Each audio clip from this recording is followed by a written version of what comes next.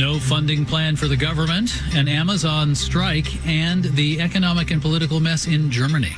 Marketplace Morning Report is supported by Schwab. Schwab offers investors choices like full-service wealth management, self-directed investing options, and trading on Thinkorswim.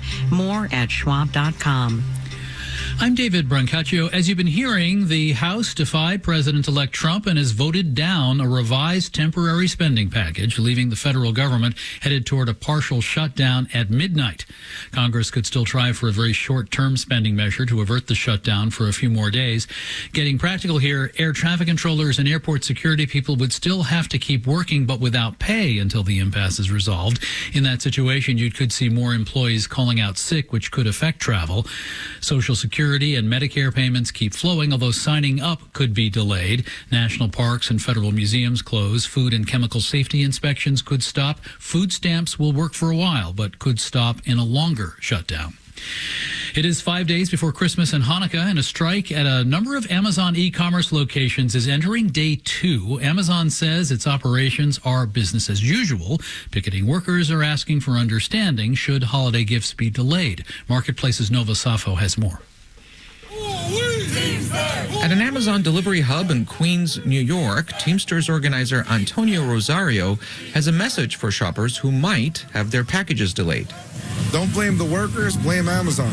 The Teamsters have had their sights set on organizing Amazon workers for some time. That includes drivers, who Amazon says are subcontractors, not Amazon employees. The Teamsters Union disagrees. You've seen Amazon drivers? Do they wear their uniforms? Do they drive their trucks? Do they deliver their packages? Sounds like they work for Amazon to me. An Amazon spokesperson in a statement said the Teamsters are pushing a false narrative and do not represent the thousands of drivers they claim to. But many of those drivers were on the picket lines and appeared ready for a long fight. Drivers like James Brown, who says he sometimes delivers nearly 300 packages a day. God forbid somebody gets hurt. You know what I mean? And then you're pretty much, if you can't work anymore, you're pretty much, it's pretty much done.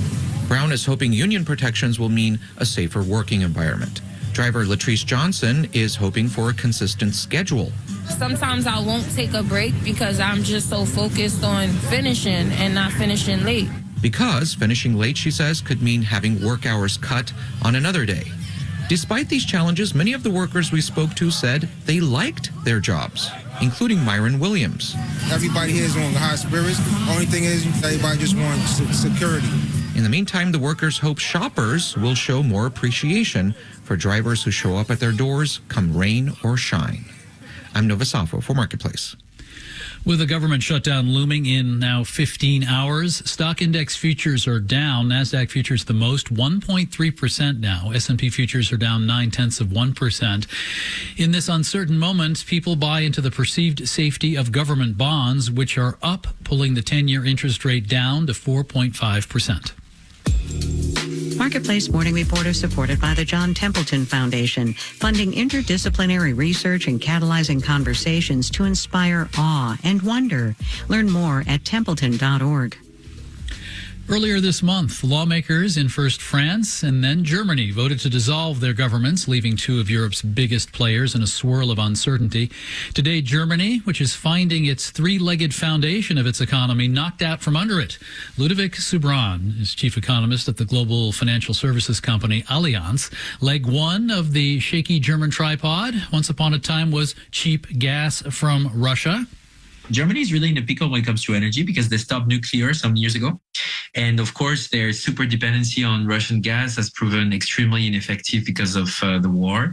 And the renewable energy agenda has been lagging substantially. I do think there is a silver lining. It means they can really turn around a bit the situation. But for that, they need public money to crowd in private investments into renewable. And this is not happening. And so, of course, the competitiveness of the German automakers, the German chemical industry, but also more generally of Germany as a site, as an industrial production site, is really not cheap anymore. And more importantly, is much more expensive than, say, the US now, where the price of power is a tenth of what the price of power in Germany is. That's really striking.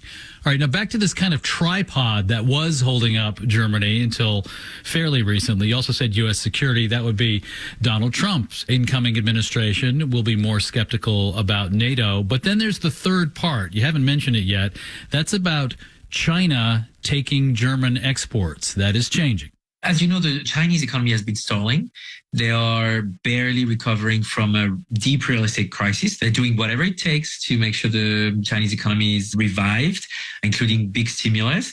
And of course, as you can imagine, this has taken a huge toll on German exports. Almost a third of German exports have disappeared in thin air. So the question now is whether Germany can reorient these exports to other countries, including BRICS countries.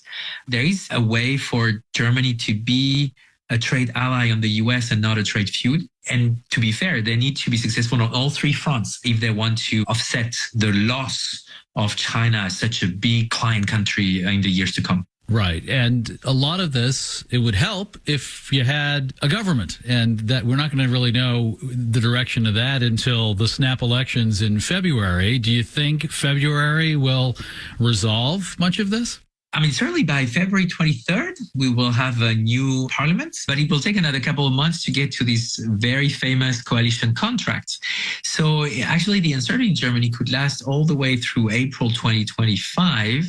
So my concern is that there will be another phase of reality check for Germany when they will realize that it's not a quick fix that they need right now. They actually need to go much deeper, changing maybe the constitutional debt brake, rethinking how they work within Europe, rethinking their mercantilist model, whether they need to servitize more their businesses instead of being only relying on this export from Germany. And this is going to be fascinating to see that evolving. I'm confident about Germany being able to turn it around, but it will take time. Thank you for helping us with this. Ludovic Subran is chief economist at Allianz. He's speaking from Germany. Thank you very much. Thank you, David. And all the remaining Big Lots stores are now set to close permanently after a bid to sell itself out of bankruptcy to a private equity firm fell apart. Nearly 1,000 stores are setting up going out of business sales now. The number of layoffs has not yet been calculated. Big Lots CEO says he remains open to a new bid. I'm David Brancaccio. This is the Marketplace Morning Report from APM, American Public Media.